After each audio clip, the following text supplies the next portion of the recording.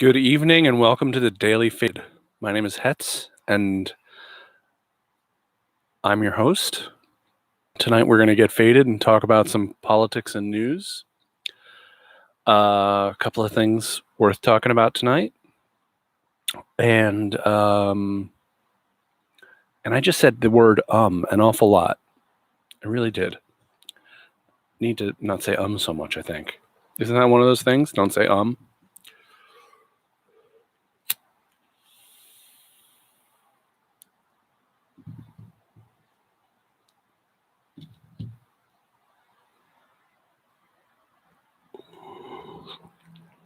smoking the last of the Face Off tonight. It's like the end of an era. I shall have to return and purchase more. May 21st, 2020. Thank you for joining me. Catch up on the coronavirus situation worldwide. There are 5,189,177 cases, which is up over 2% from yesterday. Over 334,000 deaths worldwide, which is up over 1% from yesterday. 1.6 million infected in the United States, which is up 1.75 from yesterday. And 95,087 deaths, which is 1,359 deaths in the last 24 hours, which is up 1.45%. And here in California, 88,201 cases, up over 2%. 3,619 deaths total, up over 3%, though we did have the second highest daily death toll in California of 107 coronavirus deaths. At the same time that LA had its lowest rate of transmission over the last 24 hours. So, still going strong. Probably looking at 100,000 by Memorial Day. And who knows where we go from there. Brazil is now third after the United States and Russia in confirmed coronavirus cases, and probably the biggest hotspot in the world right now. Its daily case numbers and daily deaths are growing by around 5 or 6%, which is a lot more than the other countries at the top of the list. At the top of the list of confirmed cases, that is. I need to shave. Too much hair in the back. They have over 300,000 confirmed cases in Brazil and over 20,000 confirmed dead from COVID-19. And I don't know if you've been following Brazil or not, but Jair Bolsonaro is an asshole. He's an autocrat. He's a racist. He's a homophobe. He's a terrible person. He's corrupt as hell. And he's done a terrible job in Brazil. He was mocking the coronavirus early on. Something like 13 of his staffers came down with it early on, and he didn't do anything about it. He just said, we're going to be like Sweden. And now there are massive breakouts in the Amazon among the indigenous people of Brazil. In other news, Ford asked Trump to wear a mask while touring a Ford facility today, and Trump, of course, did not. Apparently, he claims that he wore it for a short time, or I guess there are witnesses. He wore it for a short time while looking at some vintage Mustangs, but then when he came out in front of the cameras, he took it off. And when he was asked why he took it off, he said he didn't want to be seen. He didn't want to be photographed wearing a mask. He just said it. So that's how deep our deep a-hole of a president is. Joe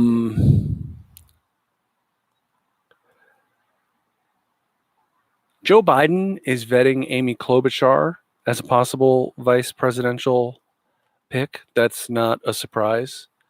Also, Representative Val Demings from Florida claims she has claimed herself that she is on Joe Biden's shortlist for VP. She's a former chief of police and a member of the impeachment committee. I believe she's been in the House since 2016. I don't know enough about her to say whether or not it's a good idea for her to be on the ticket. I'm assuming she's a corporate Democrat, but I don't really know. So feel free to comment and correct me if she's a wonderful progressive and I just don't know it. Looked like an interesting article in the Sacramento Bee. Darrell Issa is suing California's governor, Gavin Newsom, over vote by mail order. This, of course, is sparked by the anti-vote by mail people in the Republican Party. And Darrell Issa is nothing if not a Republican foot soldier. He was a douchebag when he was in the House. Sorry. And he remains a douchebag to this day.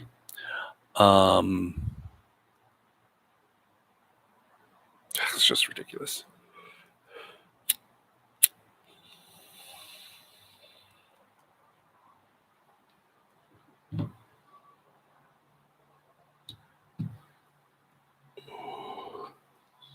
But that article was behind a firewall, so I don't have more to tell you about it. Karl Rove is now advising the Trump campaign on a senior level regarding voter outreach and swing state strategy. I say great. Let Karl Rove give them as much direction as possible. I think his time has passed, and I don't think he could whip another George W. Bush out of his hat. He's really seemed to become pathetic over the years, and who can forget Ham Rove? So I think it's probably good news for anyone who wants Trump to lose that Karl Rove is advising the Trump campaign. I keep seeing references to Mike Pompeo running for president in 2024. Jesus Christ, that's scary. I mean, Mike Pompeo is like a true believer in all that biblical revelations stuff in Israel. Mike Pompeo is a scary, scary man. And it can get worse than Trump. Mike Pompeo would be worse. He's smarter. And he's got a more dangerous belief system. Trump has no belief system, which is, of course, in and of itself dangerous. But Mike Pompeo actually has a very dangerous belief system.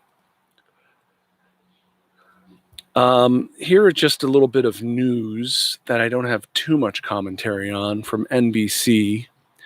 Man who recorded Ahmaud Arbery's shooting death on video arrested on murder charges.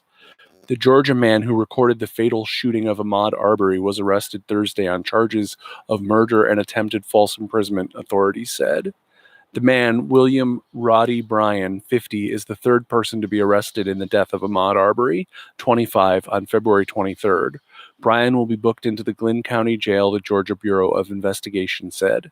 Gregory McMichael, 64, and his son, Travis McMichael, 34, were arrested this month after the video of Arbery's fatal shooting was released. The McMichaels have said they believed Arbery was a burglary suspect. Arbery's family has said he was going for a run when he was shot to death in the coastal city of Brunswick. In a statement Thursday, lawyers for Arbery's parents said the family was relieved that Bryan had been arrested. His involvement in the murder of Mr. Arbery was obvious to us all, to many around the country, and after their thorough investigation, it was clear to the Georgia Bureau of Investigation as well. You know,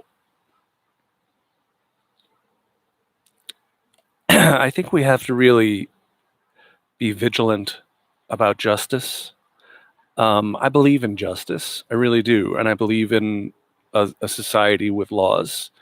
And that's why I legally smoke cannabis in my home.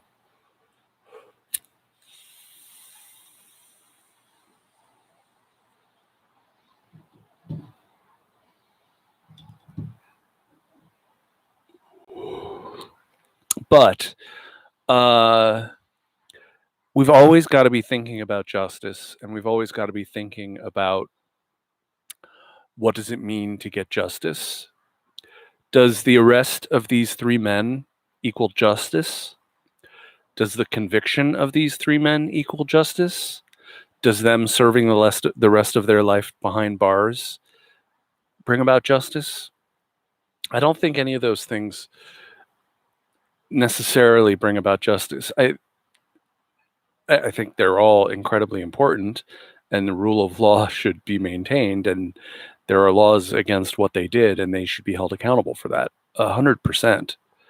But there's no justice until this doesn't happen anymore. There's no justice until we can honestly look each other and say, Black people are not being lynched in this country anymore. There's no justice as long as COVID-19 is disproportionately ravaging the Black community and people of color and indigenous communities, the Navajo Nation. There's no justice as long as children are going hungry. There's no justice while people rot in jail. How many people have died of COVID-19 in prison who are in for non-violent drug offenses? I know I've seen at least one story of such a case reported. Guy was 47, my age, in jail in prison for 27 years for possession.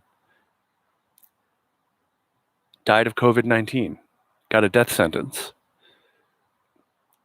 Who knows what he was in possession of, but it couldn't have been worth a death sentence, let alone 27 years. So we just got to keep fighting against a racist criminal justice system that, well, it's so weird to even relate this to the criminal justice system, given that this guy is an ex-cop, not even a cop. And his claim that this guy was doing something illegal is just ludicrous. So there's no evidence to back it up whatsoever. So anyway, I want real justice. I want Black lives to matter as much as white lives. I want everyone to be treated equally under the law. And I want economic equity and parity among demographic groups as well. That's just as important.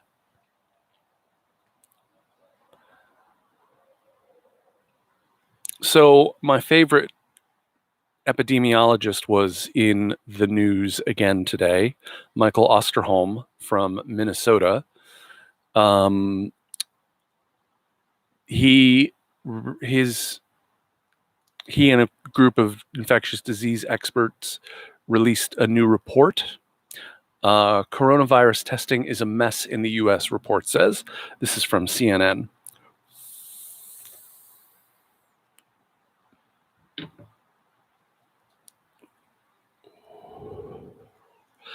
Coronavirus testing in the United States is Coronavirus testing in the United States is disorganized and needs coordination at the national level, infectious disease experts said in a new report released Wednesday. Right now, testing is not accurate enough to use alone to make most decisions, including who should go back to work or to school, the team at the University of Minnesota said. It's a mess out there, Mike Osterholm, head of the university's Center for Infectious Disease Research and Policy, CIDRAP, which issued the report, told CNN. Testing is very, very important, but we're not doing the right testing. So I've been hearing Michael Osterholm talk about this in interviews. He brings a lot more nuance to the question of testing than other people who tend to just say, test, we've got to test more. Osterholm has been making an argument that we have to test better, that we have to use better tests, and we have to use tests better. We kind of tend to think of the test for coronavirus like being test for strep throat, only someone sticks a swab in your nose. But it's not that simple. And some tests are better than others. There's virus tests, there's antigen tests. So anyway, I'll continue from the CNN piece. Quote, the number of tests that have been completed, numbers widely reported by states and by the White House, show only part of the picture, the report reads. The data is really kind of screwed up, Osterholm said. It's because the public health system is overwhelmed. The report has some specific recommendation for diagnostic tests that check to see if someone is currently infected with coronavirus. Testing is most useful for clinical care of patients, for disease surveillance and contact tracing, and for monitoring frontline workers such as emergency responders, doctors, and nurses who may have been exposed, the report recommends. People with symptoms should also be tested, it says. So this is all good, basic common sense coming from CIDRAP. Continues, but coronavirus testing is not accurate enough yet to use in many other ways, the CIDRAP team said. It recommends against universal testing in hospital settings, testing in schools or other low-risk settings, widespread community-based testing, antibody tests to decide who goes back to work, and immunity passports.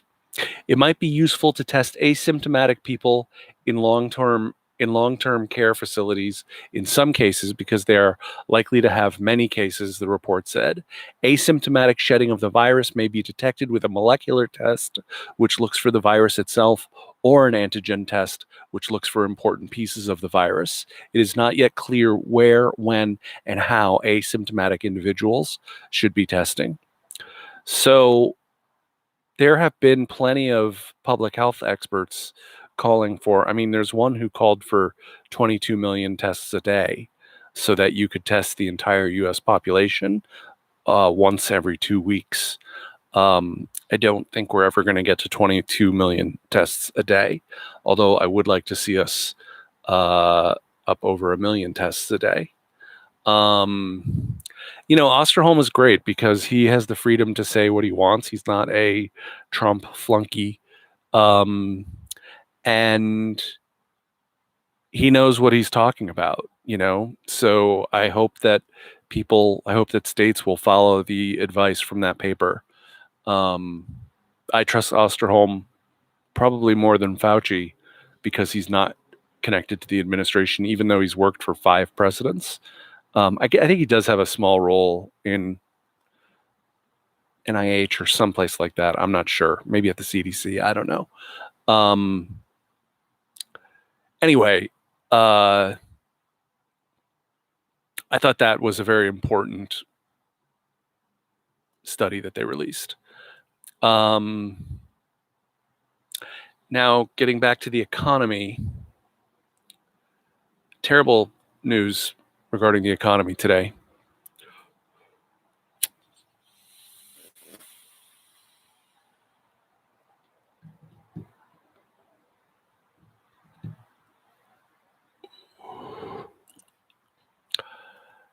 From the New York Times, many jobs may vanish forever as layoffs mount.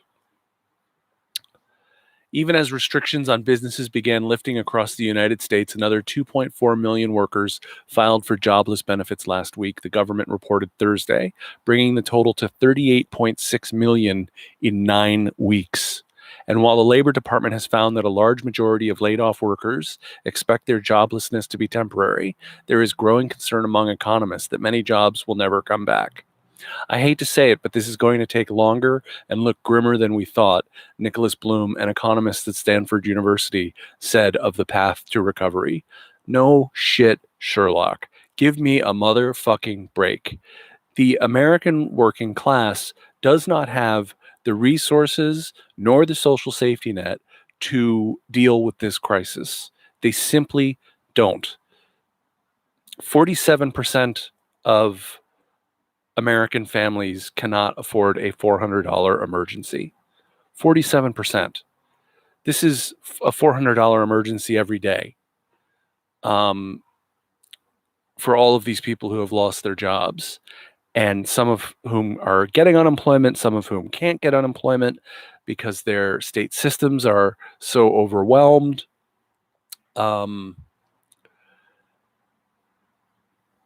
The article continues. Mr. Bloom is a co-author of an analysis that estimates 42% of recent layoffs will result in permanent job loss.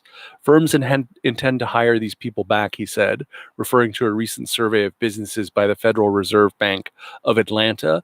But we know from the past that these aspirations often don't turn out to be true. The precariousness of the path ahead was underscored Thursday by the Federal Reserve Chair, Jerome H. Powell.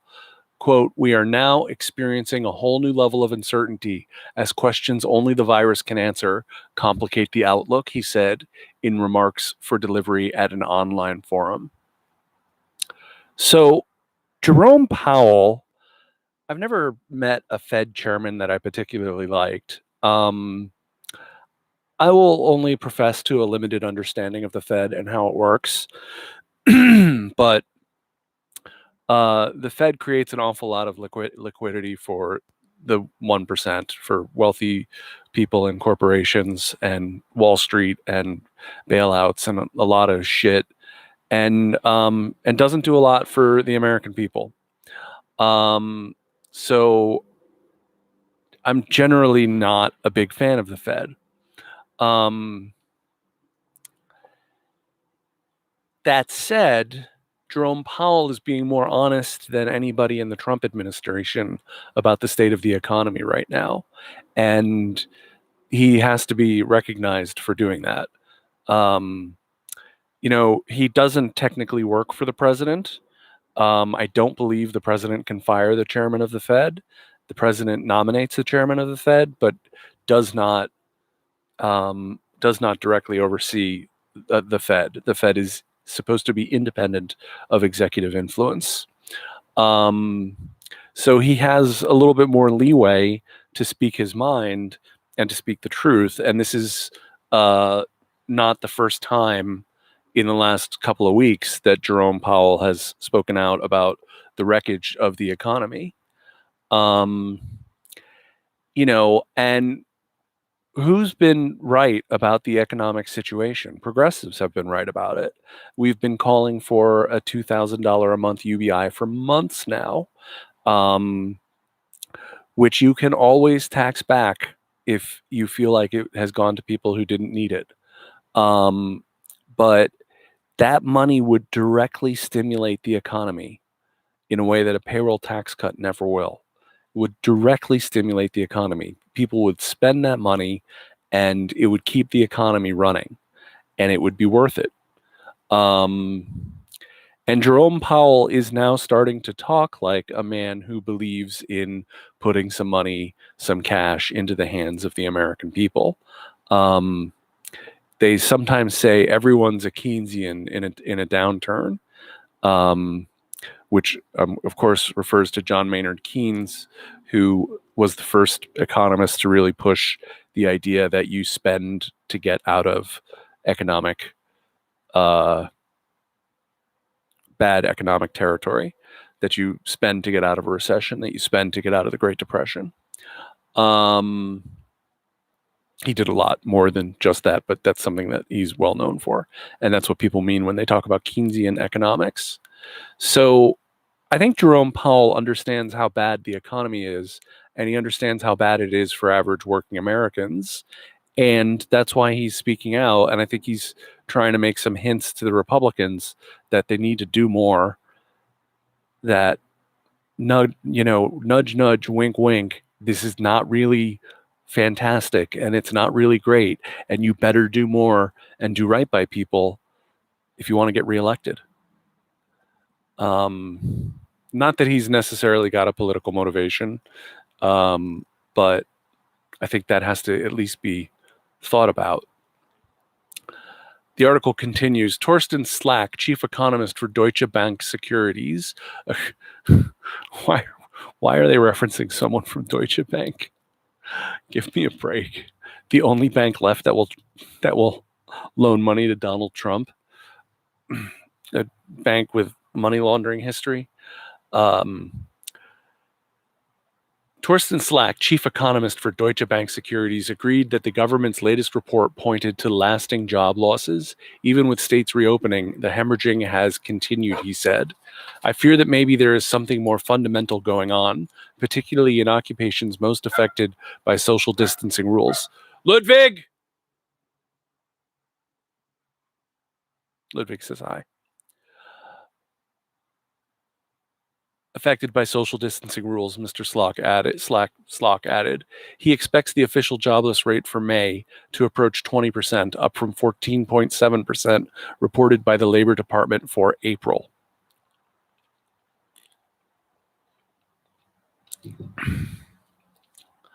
A household survey from the Census Bureau released Wednesday offered further evidence of the widespread pain.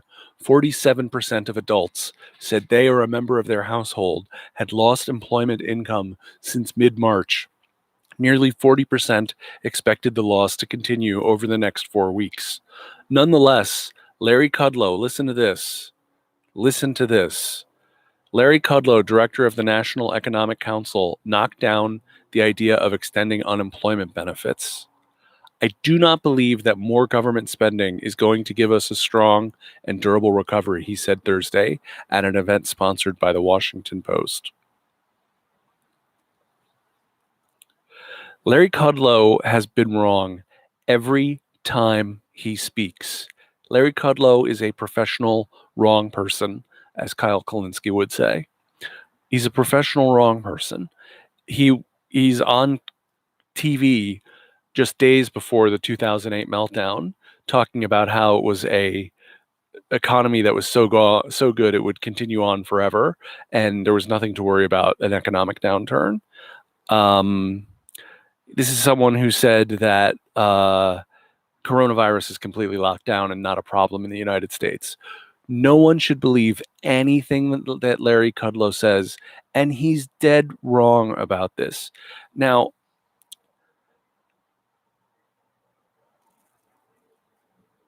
one of the most amazing things to me about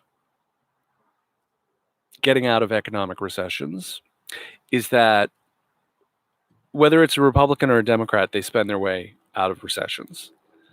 And when there are ongoing job losses for multiple quarters or years, for the last 40 years, every administration expanded federal jobs. They expanded the public workforce. And if you look at the unemployment trends for all of the recessions, I guess going back to 1980 up through the Obama administration, the job growth, when job growth begins, it begins in the public sector, and public sector job growth is a leading indicator for private sector job growth. And in one recession after another, from Reagan to Bush to Clinton to Bush, every recession, public job growth, leading indicator, followed by private job growth. In Barack Obama's defense, he was arguing for a second stimulus bill, which would have been more infrastructure and more jobs for the American people. And the Republicans knew that public sector job growth is a leading indicator in economic recovery. They know it. They know it because Reagan did it, because the first Bush did it, because Clinton did it and it worked, because W did it. And they denied it to Obama for political reasons, so that Obama would become a one-term president. They denied him that second stimulus bill. Look how many stimulus bills we've gone through already that the Democrats have given to Donald Trump. Look how much they've given him. And yet the Republicans denied that to Barack Obama. And he wasn't pushing for UBI. He wasn't pushing for some progressive, it was just a jobs bill, It wasn't a federal jobs guarantee like I would like to see in place. Um, so so these guys are completely wrong. So when I say that, that's public spending. Creating jobs in the public sector is spending money. That's part of a jobs bill. It's spending money. It's giving people jobs. And the government grows under every president. There's no such thing as a president who cuts the size of government. It just doesn't happen. I'm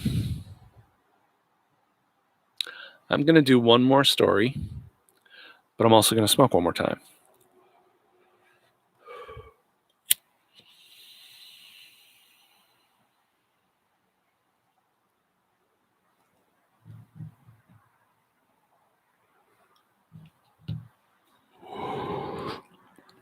I have one subscription that I get with the amazing money that is supplied to me by my Patreon patrons. I have a subscription to the New York Times. This is why I frequently am using a New York Times article when I'm talking to you. But as I pointed out yesterday, we have to be careful when we read the New York Times because they will slant things aggressively sometimes in favor of the establishment. But I have decided I am going to subscribe to the Jacobin print and digital because I want to expand the resources that I'm using, and nothing could outbalance the New York Times better than the Jacobin, in my humble opinion. So anyway, this from the New York Times. Trump will withdraw from Open Skies Arms Control Treaty. President Trump has decided to withdraw from another major arms control accord, he and other officials said Thursday, and will inform Russia that the United States is pulling out of the Open Skies Treaty, negotiated 3 decades ago to allow nations to fly over each other's territory with elaborate sensor equipment to assure that they are not preparing for military action.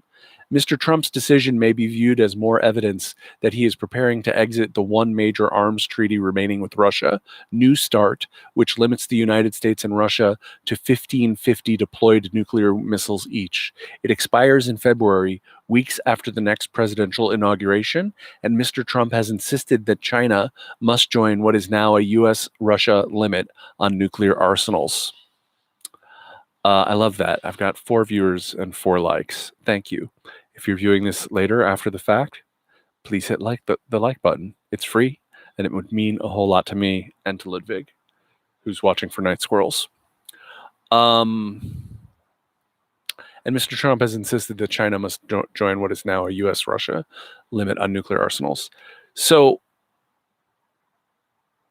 we need a nuclear arms agreement with China, and I think it would be a good idea for it to be a multilateral agreement, including Russia, maybe including our other allies, France, England,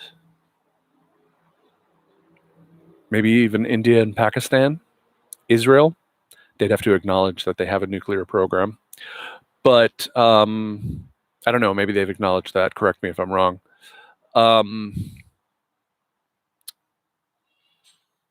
But getting out of the New START agreement over it is not the right approach. It's incredibly dangerous. It puts us hair triggers closer to accidental launch. Nuclear scientists say that we are at greater risk of an accidental nuclear holocaust today than at any time in history previous, because there are so many nations with nukes and there are so many things that can go wrong with them.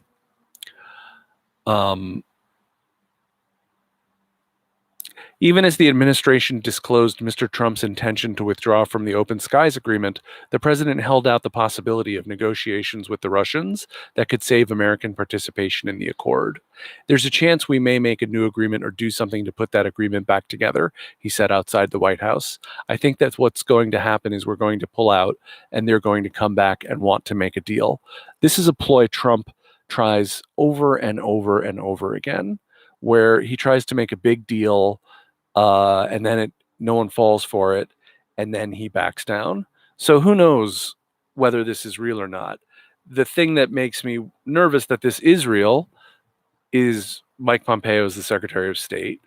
And,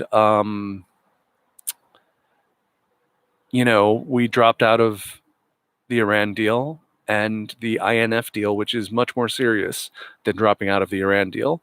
The Intermediate Nuclear Forces deal is really, really bad news that we dropped out of that. So, who knows what Trump is doing. But the important part, remember that China excuse? Here's the important part from the article. So far, though, the Chinese have indicated no interest in limitations on their own nuclear arsenal, which is about a fifth of the size of the United States and Russia's. And some critics of the administration's approach say the insistence on Beijing's participation is a poison pill to scuttle the treaty. Obviously, it's a poison pill to scuttle the treaty.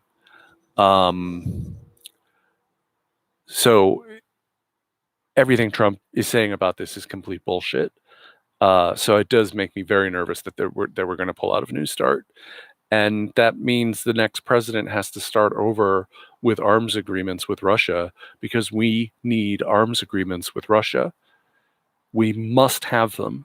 We must have them, and we must start forming nuclear non-proliferation agreements and arms reduction agreements with all the nuclear powers, all of them.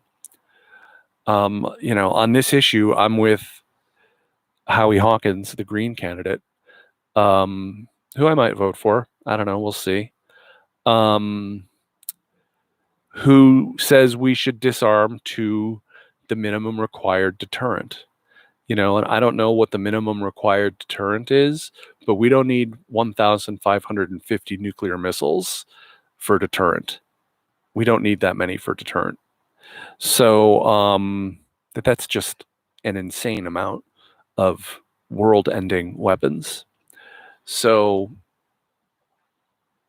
anyway, that's some other important news going on and maybe being obscured from view by COVID-19. So I want to say thank you very much for watching, and please hit subscribe if you're not a subscriber, and hit the like button. And I'll be back again live streaming at 8 o'clock Pacific, 11 o'clock Eastern tomorrow night. Peace out, stay home, stay well, and smoke one with me as I'm going out.